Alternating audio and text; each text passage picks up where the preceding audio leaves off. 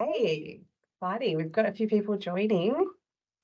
We do, don't we? Yes, Oh, that's I'm looking forward to it.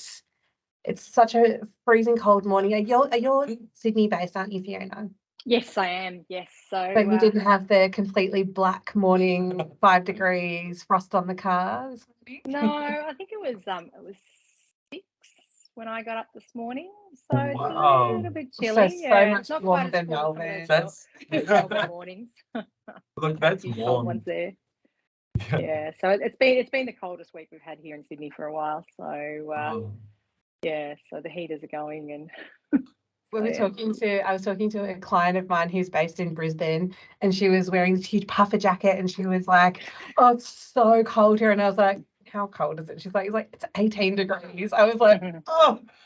It's all relative at the end of the day, isn't it? Really. When I lived in Canada, you'd get up in the mornings and be minus 20 degrees, and it'd be just Oh like, my goodness. it's just a whole different realm of dealing with it. So you, but anyway, that's you get organised. You set up for organised. it. You get your little coffee, you get your little latte, and you're just happy to go. It keeps your hands nice and warm. Yeah, it's normally the snow scraper. Oh my gosh, I was going to say. I'll be honest with you. Oh, good on you for having a snow scraper. I used to use my Subway rewards card to That's it. do mine. Right. I like Quite a it. few people joining us, which is super exciting. I know we've sort of thought we might kick off around, give it a couple of minutes, but conscious that we've got a lot to get through today. So we might start the conversation, and hopefully I'm sure we'll have a few people joining throughout the call as well. But hi everyone, it's so nice that you've all joined us this morning, and we're so excited for today. Just to begin our session, in the spirit of reconciliation, we would like to acknowledge the traditional custodians of the country throughout Australia and their connections to land, sea and community. We pay our respect to the elders, past and present, and extend that respect to all Aboriginal and Torres Strait Islander peoples today. We have a great session ahead of us this morning, and I am sure you will have some questions that pop up throughout. So what we would ask is that you can there's a Q&A section to our Teams meeting up the top towards the right-hand side. So any questions that you guys have throughout, please ask them through the Q&A.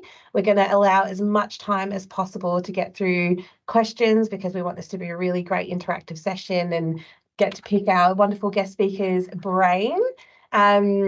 So we are really I also wanted to let you know that our session will be recorded today, and it'll be available on our website in the near future as well. So we're really happy and excited to be joined by a community of HR professionals who are passionate about this industry and excited about the constantly evolving future of HR. And we are looking forward to helping answer the question today: what does it take to be a HR trailblazer?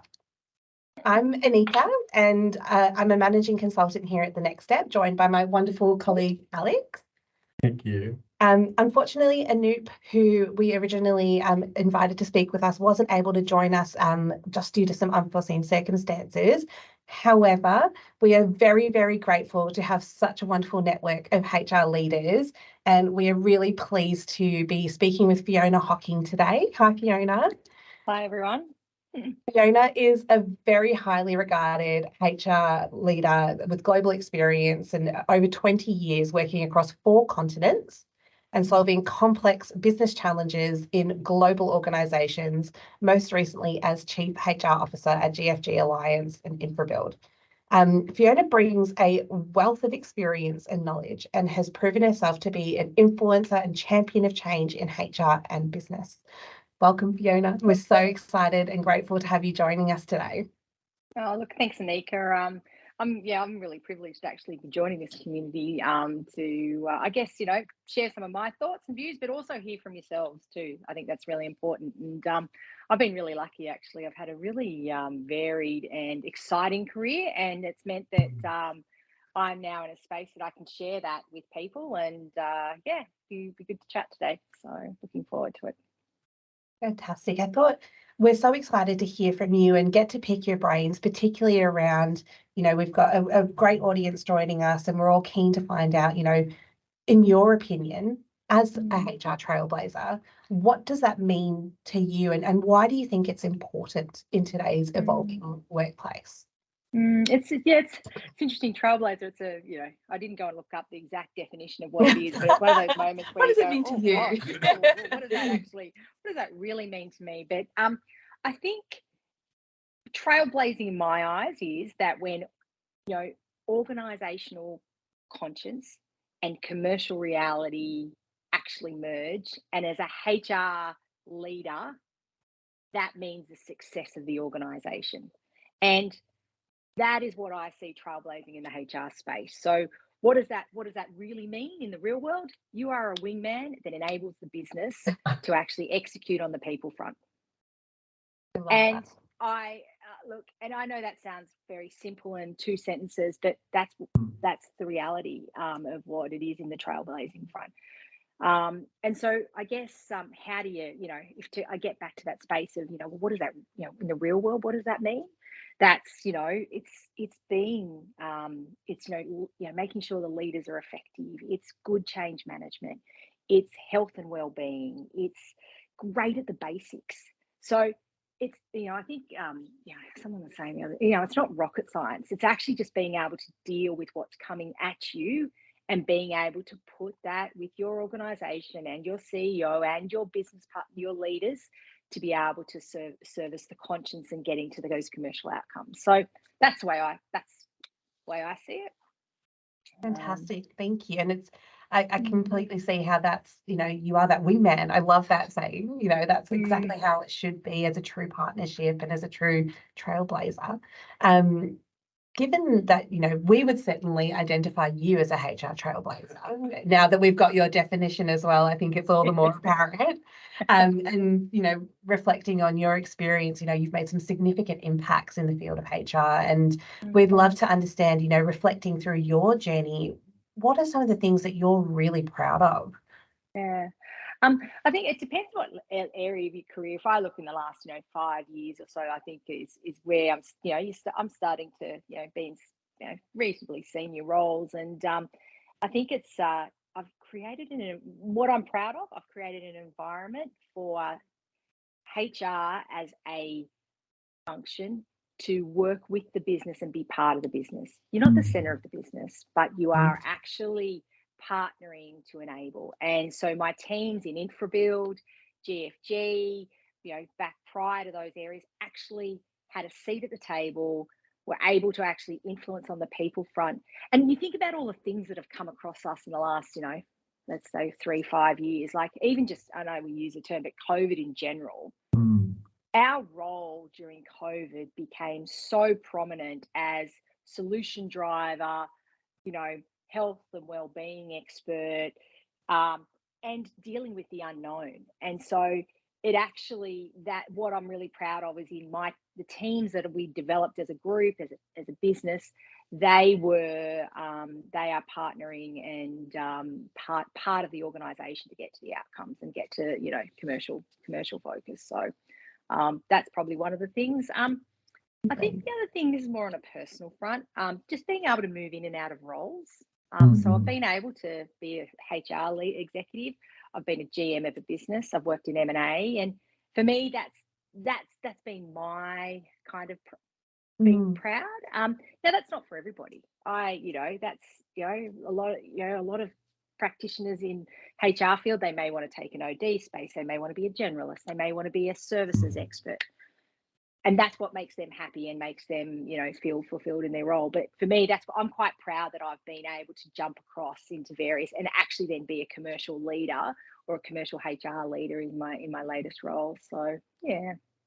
I think that was something, you know, even when having a look at your LinkedIn profile, you've worked across so many different industries and been able to translate your experience and then grow it into new organizations and apply it. But it's not a like for like necessarily. It's being able to pivot and show that agility and that commerciality to make your experience fit your environment, that I think is so, you know, aligned to what's made you so successful. On the flip side, you know, obviously facing some really complex business challenges and, you know, potentially some obstacles that you've been facing when trying to, you know, support an organization through change or potentially driving some innovation. What's been your tack to potentially overcoming some of these? Yeah, it's I think, and look, there's multiple challenges we all have to deal with, but I think if I look at what you see in organisations when they're going through changes, and it's not about the perfect change model or anything. It's this fear and paralysis that you see in trying to execute something new or trying to change, whether it's new strategy and new org design. They actually do all the work, and then there's that initial fear and paralysis that occurs. And I think I found that a challenge over time with various projects and various outcomes. You know, you'll do a pack, you'll be ready to go, and then all of a sudden there'll be either, you know, the CEO may be challenged by it. There may be macroeconomic factors as well. So it's not just the fear, but that roadblock that occurs, and I guess commercial struggles, that could be another area. So what do we do to overcome that? So for me, it's always been very clear in what outcome you actually want. 80-20 is actually okay. In many cases, you're better off start like the 80-20 rule, and then also your relationships are core. So you don't, you know, you have, as in our roles, relationships are core. No matter how smart and how good at what we do, the relationship and understanding your client base, whether it's your CEO, your executive peers, your team leader on the floor, that is a really core piece for me in overcoming those challenges of fear and paralysis, and trying to work through that major change. What are those practical things? That's about your networking. It's about you being out in the business, knowing your business. You're always going to be good at your HR craft. You're going to know how to recruit. You're going to know how to, you know, analyze your data. You know, you guys are all skilled in that space. It's actually knowing what the business is, what, you know, that focus to be able to then go, right, well, I apply your HR model and theory to whatever the challenge actually is. And so then you can influence where that fear sits for them. And that's so true. You are that influencer in more ways than one. You know, you've got the technical expertise, but it's how you leverage it and how you build those relationships to actually make that impact. I don't think I've always done it right. Don't get me wrong. Like, it's funny. I know who has. I think early in my career, I had so much energy and enthusiasm, and I thought that, you know, it was like, just let's go. Whereas the organization's always not necessarily always ready for what you need. So you actually have to have that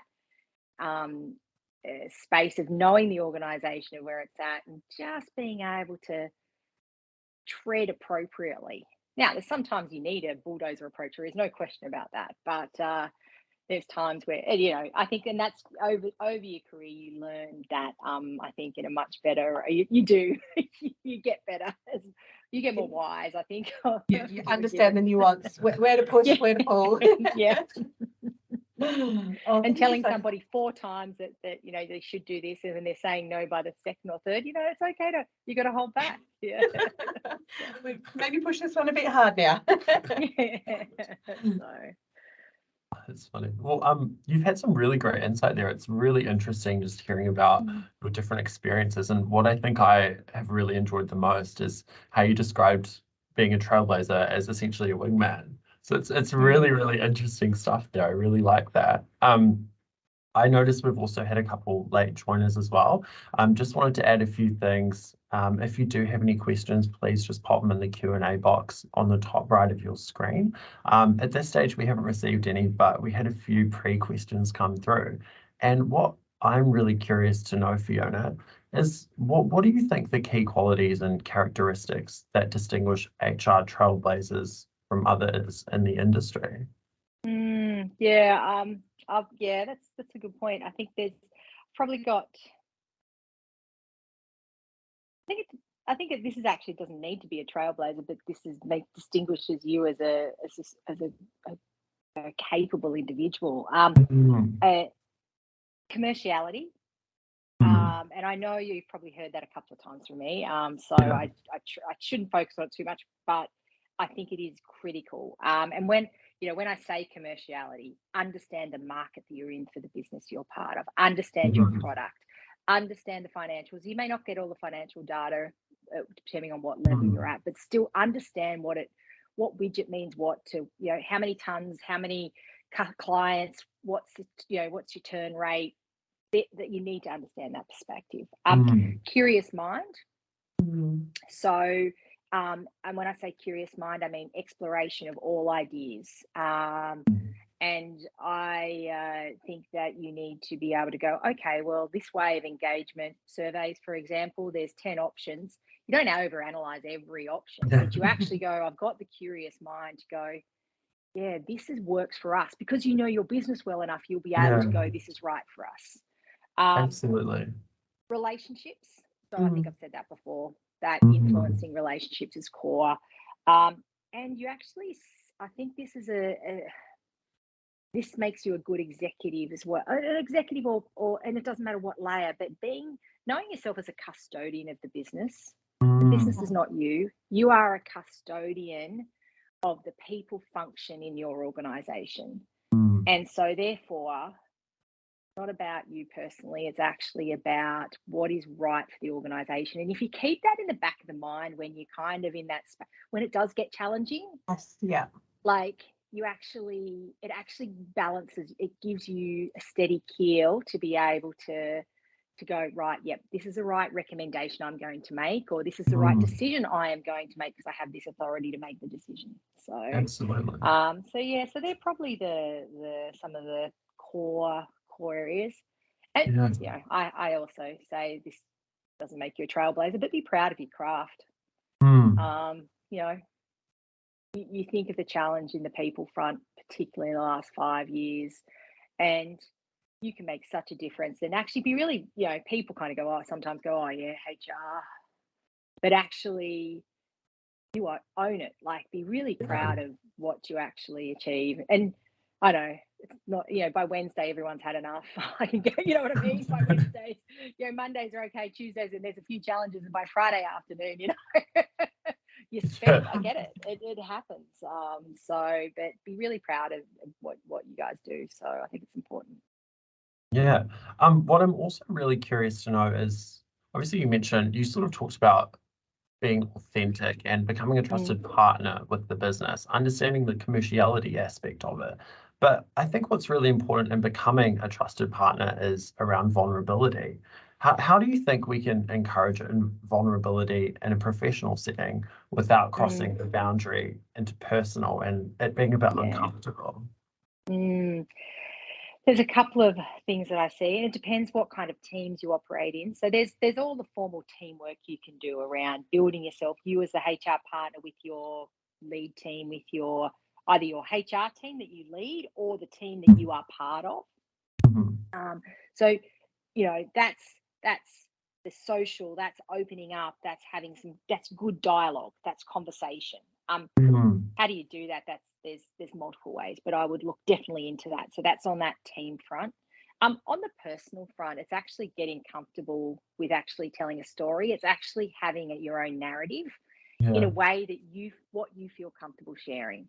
Because in many cases, you'll be having a conversation with a leader and you can give enough information for them to actually then feel comfortable to share more with you, but you're not oversharing. You're not oversharing. The other thing that I think is really important in this space is it doesn't become drama and it doesn't get dramatic. So you don't create noise out of people being vulnerable. And you don't try and take on the problem because it's not your problem to take on. You actually have to help the individual. So they're more practical tips that I use. All organizations have drama and politics, and it's all depending on the style of organization you're in. But it's really critical as the HR partner to build trust and be able to help people be vulnerable, to be able to share, is that it doesn't become dramatic. It actually becomes a story, and therefore, well, what are the solutions, and show outcomes as part of those vulnerable stories. So, and it's okay not to know too. Sometimes you won't always have the answer either. That's the other thing. So, So, and I think that very much bleeds into that wellbeing in the workplace, and I think from that area too. So I think we'll talk about that a little bit further down the track as well. So. Thank you so much, Fiona. And something, what you've been highlighting throughout our conversation so far has very much been that to become, that credible business partner and to build that trust that sort of establishes you as a trailblazer and someone who will have the ear of decision makers in terms of driving change and innovation.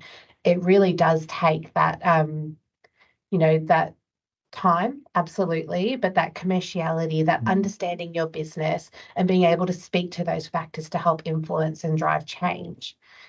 Often, linking that back, that can sometimes mean, having to understand what's happening from, a macro or a global level, and then being able to translate and understand how that can impact locally and make it relevant to your business and to your leaders. Do you, what, to start off with, what are some of the key, mega trends that you're seeing, and, what have their impact been on the HR landscape, in your opinion? Yeah, look, I think, Annika, it's interesting. There's so much macro instability, stability, things going on at the moment that we can deal with. But I think if I probably went to 4 areas that have a greater impact in the HR world. And I went fiscal instability in the world. I think there's big data is having an impact. I think human well-being and the future of work. That's actually a macro thing. It's not just a HR issue. And then ESG. And I'll get, they're probably the 4 areas that I see are having, some of the big trends you're seeing. So if I go to the fiscal instability, global markets, what does that mean for us in the HR spaces? We have to get smarter to enable the business to execute. So what does that mean? We've got to be great at the basics, because if you don't have the basics right, and so although I'm going on about relationships and enabling, you've got to get the basics right. You've got to have a strategy in place. You've got to be very clear on where you're heading, but be ready to pivot. So when you have fiscal instability, your basics will keep you stable. And basics, I say, you're going to get your payroll right. Make sure your system of recruiting is okay. Make sure you've got your relationships, your communication tools, all of these things that, depending on what maturity of an organization you're at, will depend on when you need to put in place. So that's one area for me. Big data. Data analytics. Everyone's talking about it. AI. Mate, when was the first time you recruited for a data scientist? Like, hello, what a couple of years ago, what is that role actually? But in saying that, in some industries, that's their bread and butter, so they're ahead of the game. Whereas in industries potentially like myself, we had a lot of data, but we didn't really get what it was.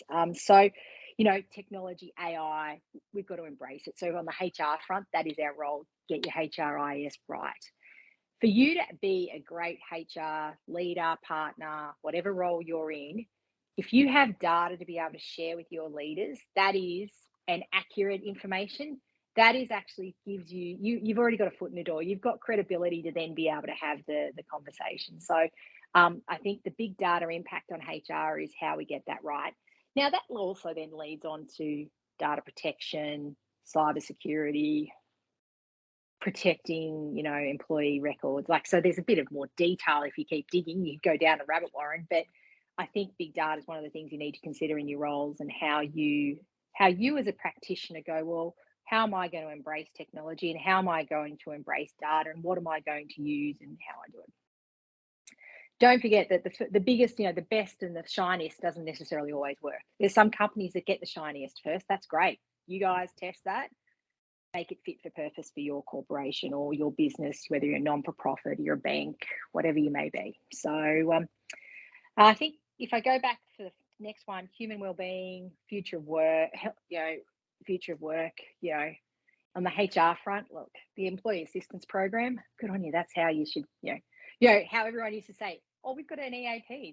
That's what well-being is. Well, it's a little bit more than that now, obviously. So I think this, as we've seen over the last particularly 3 to 4 years with COVID, we've had to think differently about employee well-being, and it's the whole scope. It's wellness. It's actually mental health. So, and I separate both of those, obviously. It's your whole lifestyle. So, what's HR? Our role in being able to create a framework or a model, or what makes it work for you. Now, in InfraBuild, we did some work around, we supported industry, we supported the individual, and we supported teams. So we actually had an approach that was about, we wanted to make sure our industry was we were contributing. We also then wanted to make sure the individual had the access for them personally, but then there's the team factor too at the work. So I think that's, and then if you connect that to future of work, so as well, that's another emerging trend. How do you deal with how do we make success out of hybrid working for everybody? Not the operator on the floor who's mechanic who's on shift work. How do you very easy for me sitting here at home at the moment, being able to dial in with my telephone when my computer doesn't work, versus someone who's trying to get a manufacturing plant operating or that. So I think that's a big trend. We actually had ESG? a question, Fiona, that came through exactly about that topic. But I'll let Alex. Yeah. I was going to say we had a great question from Lauren just come through. Because I know you've been talking about hybrid working and you've been talking about change, but have you had to navigate any challenges through implementing those different ways of working, and how have you addressed any, if so? It's a really interesting one. As an organisation, about probably 2 years. Is it 2 years ago when we kind of came back to the office? Yes, somewhere around that. Depending on where you live. In Melbourne, I feel like it was stop. We had this flexible work program. We set it up. You come into work 3 days a week, talk to your manager, blah, blah. But we weren't seeing anybody in the office. People were still saying this wasn't working. And so what actually happened was we all thought we were doing the right thing by having a good policy and giving everyone the flexibility, but we weren't actually setting enough boundaries and setting enough leadership. This comes back to leadership. Our leaders weren't having good, authentic, real conversations with our people to say, right, we need you in the office this amount of time, or we don't need you in the office this amount of time. It was actually being more task focused in setting this hybrid and giving people the time, because they'd set up their lives in a different way. How do we do that? So to get back to Lauren's question around how have you set it up, it's actually, we set up a policy which we released. We gave time. We gave a change process of people being able to digest. We then actually had leader scripts. We had we wanted to know what conversations were going on to make sure then people understood. Then we did all the nice kind of stuff around lunches in the office. There was no free coffees, there was nothing like that, but we had a few things going on, but we also had an industry that was going 24/7, so we actually then got people to go and work with our shift workers as well, just because it's the right thing to. They've been coming to work the whole pandemic. You think so I guess set your change plan. Make sure you are holding your leaders to account to be having conversations, and they're difficult conversations. So you and your role have to be partnering with that leader to go, have you spoken to this person? What do you think? Because what you get is, this person's not coming into the office all the time. They're always, I can't get my team together. So we had things like, everyone was in, we ran a model for Tuesday, Wednesday, Thursday for a while, just because everyone wanted Monday and Fridays out of the office, for example. Yeah. Okay, that was fine. But then at the time it changed again. So we always had team, so it varied. But I think the critical thing is actually holding your leaders to account to be having those conversations. And they're difficult ones. There's no question. Absolutely. And just being that resource as well, helping them have those conversations, coaching them as well, because a lot of the times these are obviously new conversations to have. First of all, you've got to have that, and then you've got to coach those leaders on how to do it as well. And don't be concerned, no one's got it perfectly right yet either. So I've been working. I did some work with there's a company doing some work on the future of work, and no one's got it right. We sit around this table, like I sit around this table with all senior HR practitioners talking about people coming back and doing things, and no one actually had it right. Some of the smaller organisations did. So I must admit, some of your smaller businesses I found were, they created more of a family environment. So that meant they were, they did lunches and things like that. They seem to have a bit more, but in the bigger corporations, it's people are still trying to figure it out. And you've watched enough people say you're coming back to work 24/7, and then all of a sudden everyone backs away from it. Yeah. You think about the publicity around it, and now everyone's just kind of, but you've got to be deliberate, and you've got to keep analysing what's right for the organisation. Absolutely. Because I know we also touched on megatrends before, but what I'm also really curious to know, Fiona, is what other conversations and what other things were predicted in these environments? Okay. I think when you say megatrends, I think data analytics technology was predicted. We knew that it was coming. Yeah. I think the next thing that's coming is ESG. We know that it's coming. Now, I'm going to put a caveat on that. ESG, it will expand, I think, beyond reporting compliance. Absolutely. So what does it really mean? Now, in saying that, I'm not convinced it's going to have a massive, it's more 3 to 5 years, I think, but we've got to get the foundations right now. You've got to start the data and the information to be able to do that. You don't have to reinvent the wheel in ESG, I don't think, because a lot of the corporations are already collecting data. I look at Infobuild, GFG, we have diversity stats, we have turnover rates, we have, and when I say diversity, I mean the full spectrum. We have engagement scores, we have all of these things, but we've just got to make sure we report them appropriately and actually, be very clear on what we're doing about them. Absolutely. So.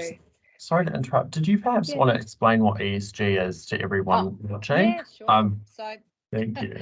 Yeah. Interestingly, so it's environment, social, and governance is the kind of 3 terms, and it's about actually setting a framework around. It's actually quite a hard one to describe, and to be honest with you, setting a framework around what are the important things on this more social and governance sides that that businesses and the world are going to be bound by. What are we going to commit to? So in people, HR sits in the social part, diversity stats, governance, finance. That's where are the financial standards, environment, climate action, climate change.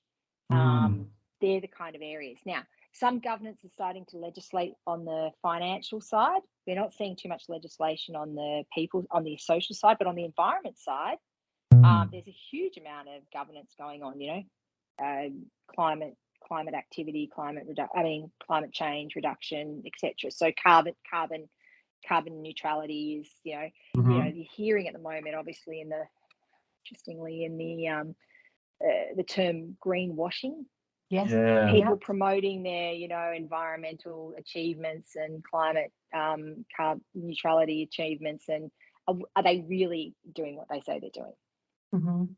And so that's ESG it's becoming the world is becoming more public on how you are as an organization, and investors are now also investing in businesses based on their ESG outcomes. Yeah. So interesting, isn't it? And you can really connect that back as well to, HR's role in this changing, evolving workspace. You've already said that whole social aspect will end up being very people focused. And I suppose the more ready organizations are with their tools, with their systems to be able to draw that data, it's almost going to be future-proofing them in a sense. And it's very easy, it's very easy for big corporations to go and put a project person in place, put a project plan in place, and then all of a sudden you're sourcing all this information. But that can easily overcomplicate it. In a smaller organization, or even within a division or a portfolio of a business, you can actually. There's a lot of information out there to actually just start the foundations, and for your own, as HR practitioners, get your own headset around, well, what does that really mean in my part of the business? Admittedly, it'd be nice to have your corporate strategy and your corporate goals and your vision and what your ESG and, reconciliation, all of those things, statements, like that whole package. But not all organizations have that ready. Many of them do, Absolutely. but not of them they do. So even what world of influence have you got? And therefore, how do you make that fit for purpose in your part of the business? Absolutely. And that's exactly it, right? Like our HR Trailblazers then are sort of ready to start influencing around some of these trends and, you know, actually translating them into future strategies for the business and having to, you know, influence with those other and you may not be setting, as you say, you may not be setting the strategy right at your level at this point in time, but you can actually, you're in the prime position. You've probably got a little bit of time up your hand. No, you don't. Let me take that back. You are so busy. If you have this capacity to use what you're doing in the practical, real sense of the world, to be able to go, okay, well then how does that connect? Yes. How does that connect? Yeah. So and start that now. Yeah. For your own benefit. Yeah. Yeah, and Lauren also asked a second question. Just touching on driving that change, like you mentioned before, and there's all these new things happening, all these new topics, all these new subjects coming through, all these new trends. Do you have any recommendations, any places where you could find resources on these, any potential websites that you'd recommend? Look, interestingly, I like Gartner. So Gartner is they're a foremost leadership, but they do a lot of surveys, and they actually have real and practical things to come out with. So that's one area I always and it's about reading. It's key. Now, admittedly, there's a lot of international information, but you can actually distill down. So that's one area. I think if you have the capacity to network with your own colleagues, you guys, mate, so what? Whatever the researchers say, they've got ideas, they're thinking about it, but their research is so far ahead, it's actually not hitting the ground. So you guys actually know what's going on the ground first. So you it's a little bit, and I'm not discounting research, please I'm not at all. I'm just saying making it actually make sense. You've got to just connect that. And you don't need to always be so far ahead of the game, because you actually can trip yourself up without missing out on what you actually need to achieve today. So, and that's not me discounting long-term strategy, because talent, leadership development, all of these areas actually need a long-term plan, because it takes but in saying that, you actually still need to stay focused. The classic for us is our engagement survey previously. It's something I'm quite proud of. We worked with a survey tool. The first couple of years, we had some really complex questions that, doing engagement surveys, they target getting certain outcomes, all of them. We had 35% participation, 55% participation. And for the last 2 years, we've had 90% participation. Wow. Across an organisation of about 7,000 people. So let's, 5.5, let me take that back, 6,000 people, roughly. So that's a huge difference. But what we did was, and this is going back to my point around, you need to keep it simple and real for what you're fit for purpose for your business. So we could keep going with this highly complex engagement survey. Yet what we did was we worked with our provider that we were using, and they were bought by Workday, so it got even more complex for us. And when I say that, just because of a bigger corporation, we didn't tailor it perfectly, but the questions we used, and we changed our model to make sure it's simple for our leaders, and the questions were real. So now what you're seeing coming out of the survey, we get 90% participation, and the issues are not drama and all the issues around. It's actually real, the normal things that you see in an organisation. Leadership, I don't get paid enough. I feel supported, but my mental health is still challenged. Like, they're the things that which is what's affecting everybody. It's not, it's not crisis as such. Absolutely. And it's what we do with those action points and that feedback and that data that really helps to actually drive some of that change and make an impact. So I think that important space of going back to Lauren's question around where do you seek your information and where do you go? You can go, I think you go to your Gartners, you go to, ARI, you go to all these areas that give you good research data, but then you also use your colleagues and your peers and your networks, and hear what they're doing. Call a mate, phone a friend. I've tried to keep it up. It's hard, and you've got to be deliberate about it too. Yes. Because otherwise that networking piece just slows down because you get caught up in your job. Yeah, absolutely. And what I'm also really curious to know is, because I know you touched on well-being there as well. What I'd love to know is what sort of HR innovations or initiatives do you think have actually transformed well-being? Yeah, I guess they're look, and I think I said before the EAP service, but what we've done in the wellbeing front is actually enabling leaders to be able to help their people, because a wellbeing initiative, okay, HR have helped design it, but it's actually, it's not us doing it, it's the leaders implementing it. So that's one piece. So we some of the work that we've done around letting your leaders be vulnerable. So we did some work around that. Having mental health first aiders, so this is really small practical stuff at sites, and it could be a small manufacturing site, it could be a bank, it could be they're the kind of things that actually HR is supported facilitating to actually then leaders being able to support their staff.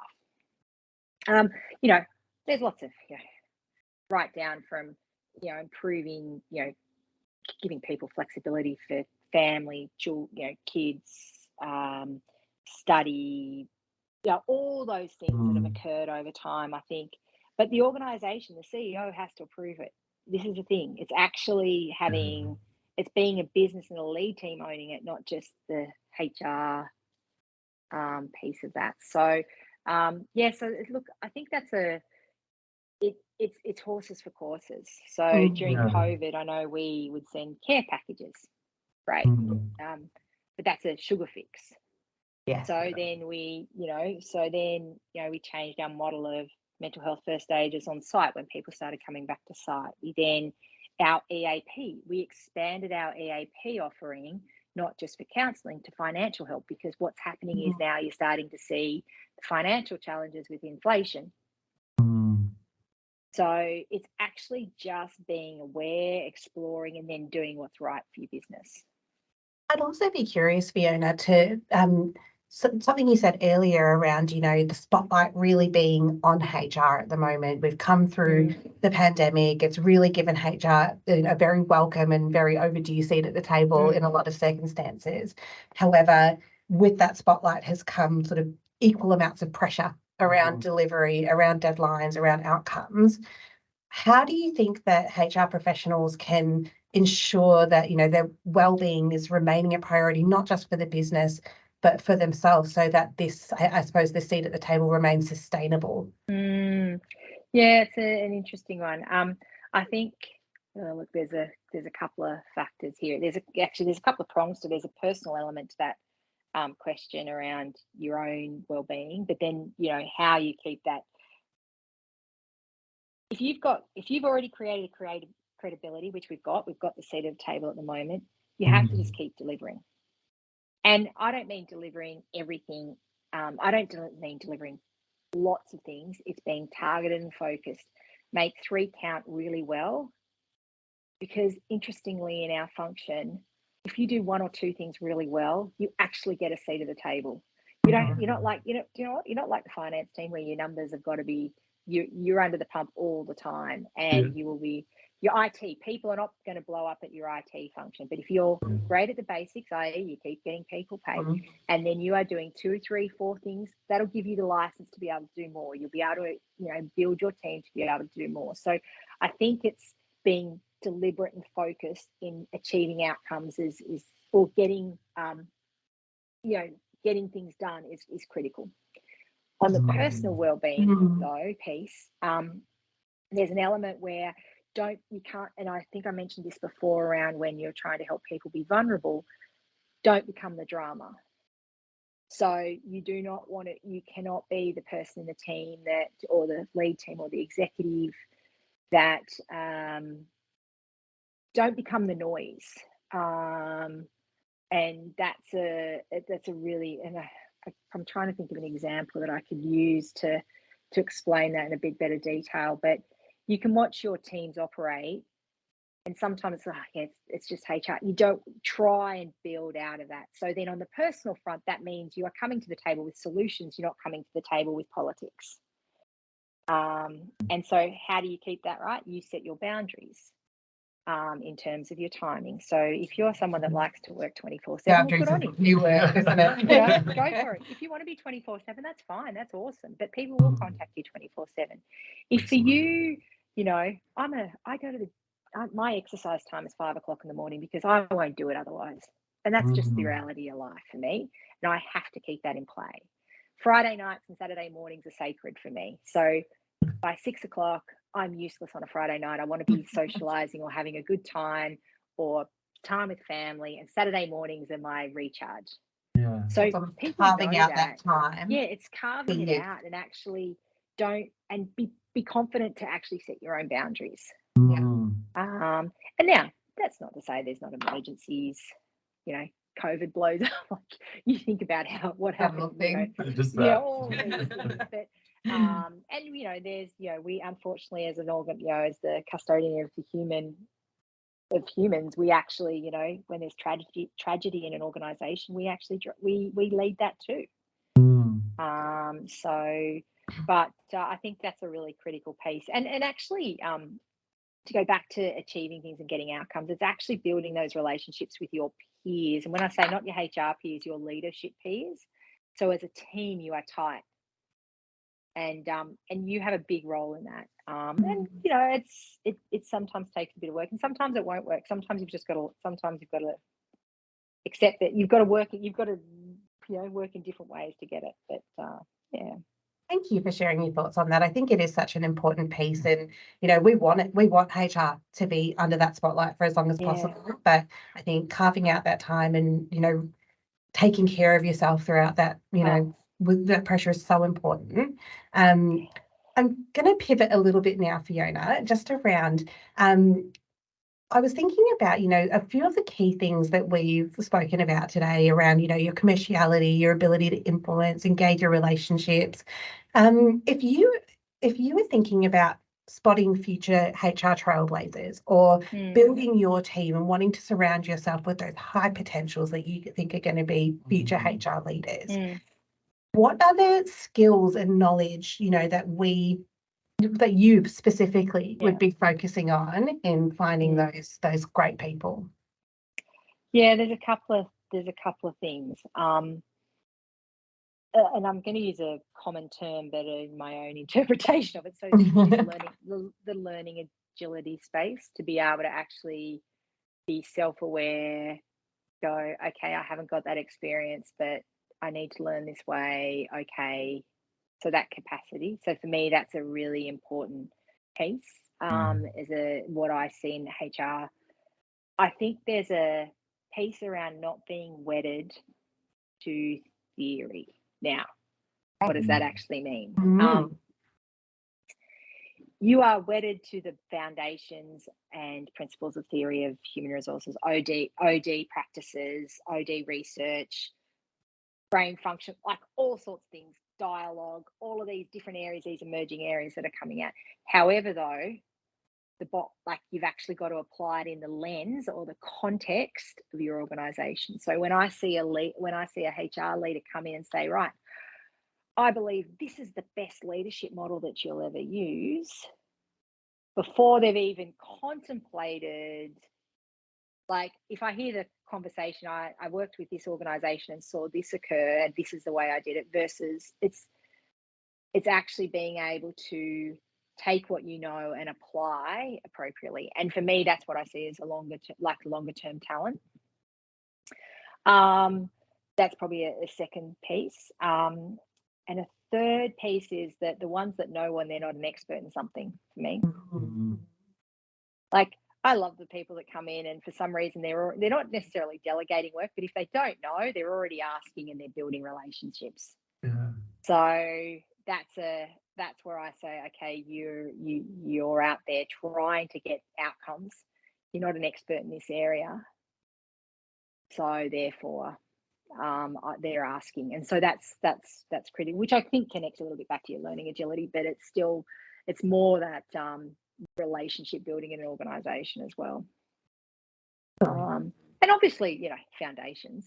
But at the end of the day, because if without assuming we've got foundations, it. you don't have the experience. But it's about so that's critical. And the curious mind. I love people coming up with completely new ideas, and then I kind of go, oh, I don't understand that. Help me, you know. But that's what makes major change occur well. So fantastic, thank you. I was going to say as well. Sorry, I was going to say it's really curious. What's really exciting as well is that you look for that curiosity, and you're also curious in that regard. You want to get to know things. You want to learn new things.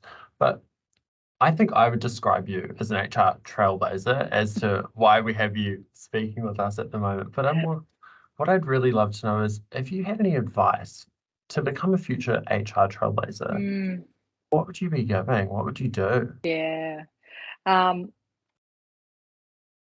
Look, and this is actually not just HR, this is general for me, because the 80-20 rule for me, just get on and do it. Like, actually, that is to actually become, because the runs on the board create the ideas and then create just, it does not have to be perfect.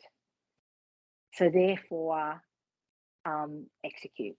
That's one of the key key pieces of advice. I always say yes to every opportunity. Yeah. Yes.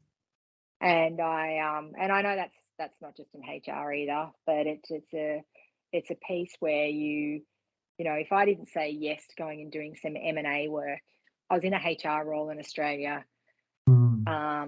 There was some work going on overseas. I was actually over there on holidays. I went and did the completion and the HR communications for this work in the US, and then all of a sudden, I'm then completing and doing mergers and acquisition work with this part of the business. And for me, if I had kind of said, no, I'm not going, I want to stay in HR. I don't know anything about environment. And like, I was, you just, that shows that you're willing to do things. So I think that's critical. You just got to say yes to things. And it's not always the right time. Absolutely. But don't close it down too quickly before you think about it fully. And everything's a learning opportunity as well. And that's what's so exciting about saying yes to everything. And and sometimes don't be afraid that it looks like a sideways move either.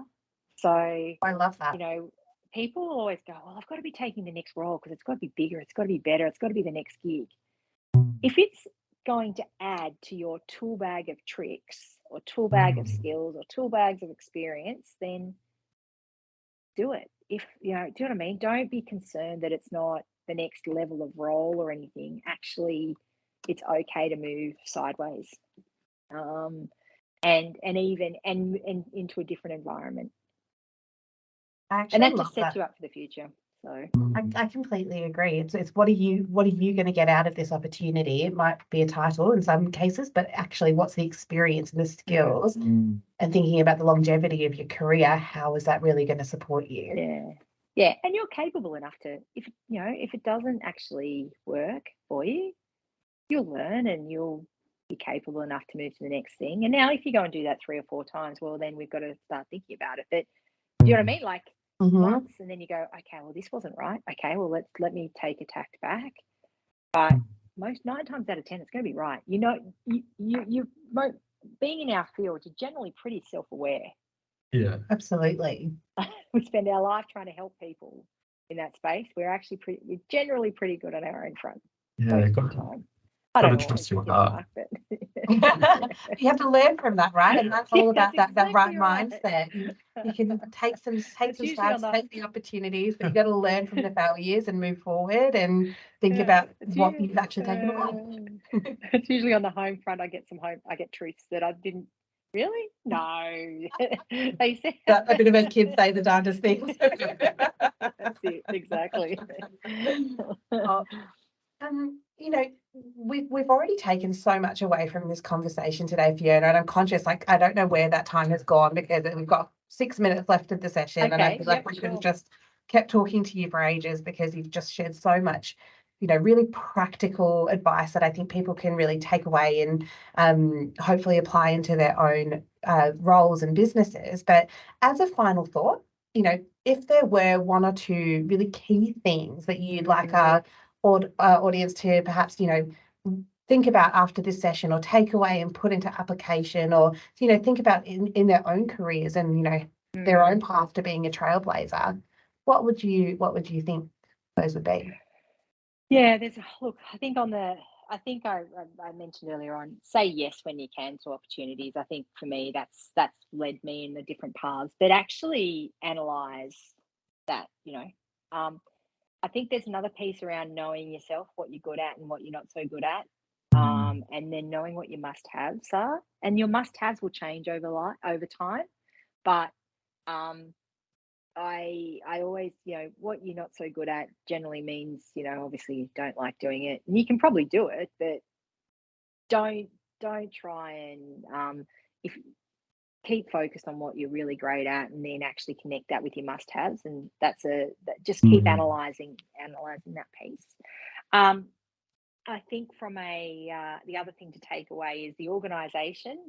Don't underestimate getting to know your business, know your craft of what you actually do, and then apply the people approach. I can't underestimate that enough. Turning up as the HR person versus turning up as a part of a team that knows the business and then adds people advice is you will get so much more. And they may not always want to get to the detail of the HR piece, but you will actually, that's okay, because you will actually know the business enough to be able to help them to actually reach that people front. So I can't stress enough getting to know your organisation and what your outcomes are required.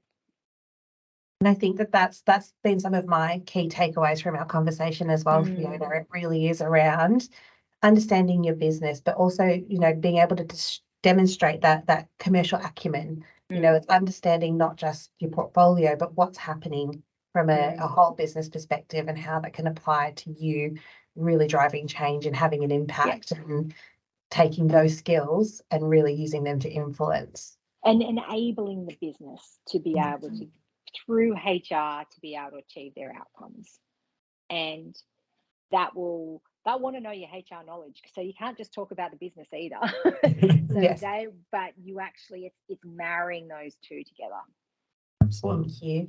Well, thank you so much, Fiona, for taking the time to speak with us today. And, you've really saved the day joining us last minute, but it's been such a wonderful conversation. And I know that we've really, really valued, some of the insights that you shared with us today, but I also think that they'll have really resonated with our audience. And I think you've provided some really practical advice, and that's what we're all about. We want really pragmatic, practical advice. So we're so grateful to you for taking the time. And a huge thank you to our audience as well for joining us. Our whole team at The Next Step are really passionate about the HR industry, and we know that just within this audience today, we've got some future trailblazers, really invested in their careers and really excited about the future of HR. So thank you for joining us. Please do stay connected. We love to be part of your career journey. We will also be sending a survey after our session today, and we would really welcome your thoughts and feedback around the conversation today and what you'd like to see in the future as well. We also have a great webinar that's coming up on the 16th of August, where we will be speaking to an expert panel who represent different areas where we're focusing on DEI, diversity, equity and inclusion, and speaking to an expert panel who represent different areas of an organisation, from C-suite, the talent team and community. And we think it'll be a really, really topical, informative session. So please keep an eye out, and we hope that you can join us there as well. But thank you, Fiona, again for your time today. And thank you everyone for joining us. Thank you. Great. Thank you for the questions as well. So yes, absolutely. All right, we'll talk soon. Thanks so much. You. Have a great day, everyone. See you later. Bye.